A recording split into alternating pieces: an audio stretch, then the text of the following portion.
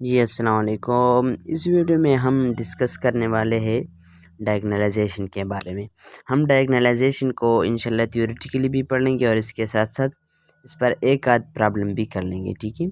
तो diagonalization of matrix is a process of reduction of A to a diagonal from D if A related to D by a similarly transformation such as D is equal to P inverse AP।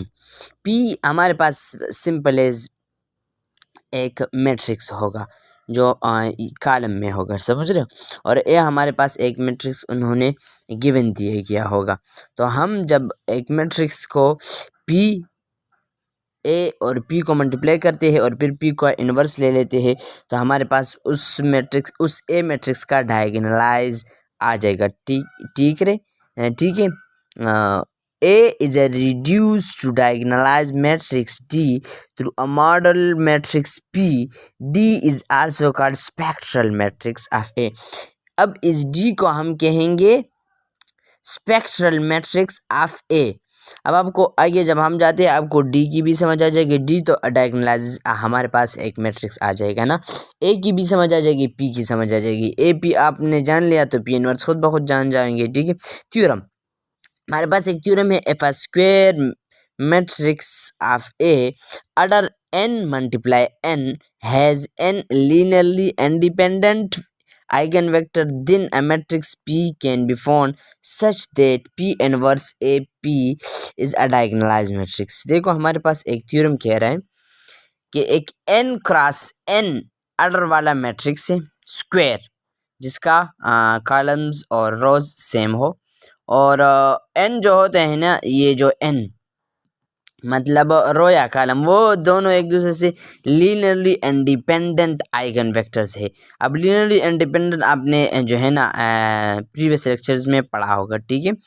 अब हमारे पास इधर दो note है इस theorem के लिए।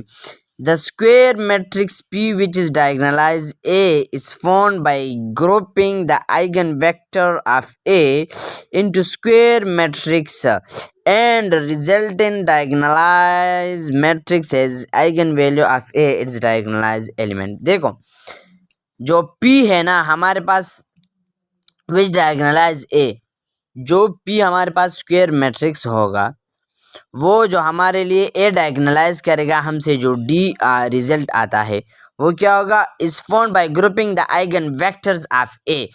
हम उसे किस तरह ए के आइगन वेक्टर्स को स्क्वायर मैट्रिक्स में तब्दील करेगा, समझ रहे हो। और to the transformation of a matrix A P inverse A P is known as similarity transformation.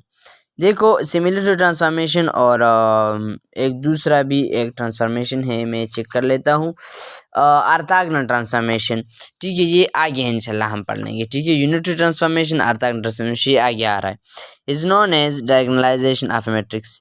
3 number note हमारे पास है, the matrix P which diagonalize A is also called the model matrix of A। the resultant matrix is known as the spectra matrix of A, ठीक है। आगे चले जाते हैं generally form की तरफ जाते हैं, तो अगर टाइम मिला तो फिर एग्जाम्पल की तरफ जाएंगे, ठीक है। Procedure for diagonalization of square matrix, ठीक है। Question, given matrix A usually is to require the diagonalize A, it shows that P inverse, वही सेम बात, ये हमारे पास ए आएगा। अब ये 2/2 में भी आ सकते हैं, ठीक है। 3/3 ज़रूरी नहीं है, लेकिन 3/3 अगर आपको आता है तो 2/2 तो सिंपल होगा ना। Find the eigen vector as discuss page 3 और 4 अभी हमने डिस्कस कर लिया, ठीक है। नहीं, लीनियर अलजेब्रा में हमने डिस्कस किया है, ठीक है। This is the 3 step procedure, let us eigen vectors. ये आपके पास आइगन वेक्टर है, ये आइगन वैल्यू है, ये आइगन वेक्टर है, ठीक है।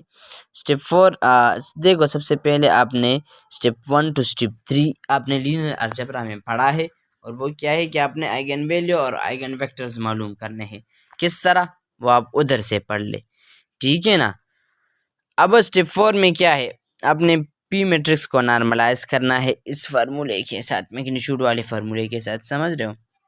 इसके बाद आपने करना क्या है, आपके पास जब ये पी मैट्रिक्स आ जाए ना, इसके बाद आपने करना है स्टेप नंबर 5 और वो इन्वर्स मालूम करना है। पी का इन्वर्स आपने मालूम करना है bro. Adjoint of A divide by determinant of A, this is inverse. लेकिन अगर आपके पास 3/3 मैट्रिक्स है, फिर इसका इनवर्स फाइंड करना, फिर इसमें कोफैक्टर, ये सारी चीज़ें आएंगी ना, तो ये ज़रा थोड़ा सा मसला हो जाता है। लेकिन डायगोनलाइज पर अभी जो बिगनर लेवल पर जो कोर्स है ना, उसमें आपको कभी यूनिटरी यूनिटरी दे देता है, तो कभी आपको दे देता है ऑर्थोगोनल। तो ऑर्थोगोनल और यूनिटरी जब दे देता है तो फिर हम इन्वर्स बहुत सिंपली मालूम कर सकते हैं। फिर इन्वर्स की जगह हम बस ट्रांसपोज लेते हैं अगर आपके पास ऑर्थोगोनल मैट्रिक्स हो, ठीक है। तो स्टेप 6 आपके पास यही है, ये चीज़ें आप पढ़ ले खुद। और this is not a big deal, D still a diagonalize matrix, ठीक है। तो ये थी आज की लेक्चर। इंशाल्लाह नेक्स्ट लेक्चर में हम इस पर एग्जाम्पल्स कर लेंगे, ठीक है।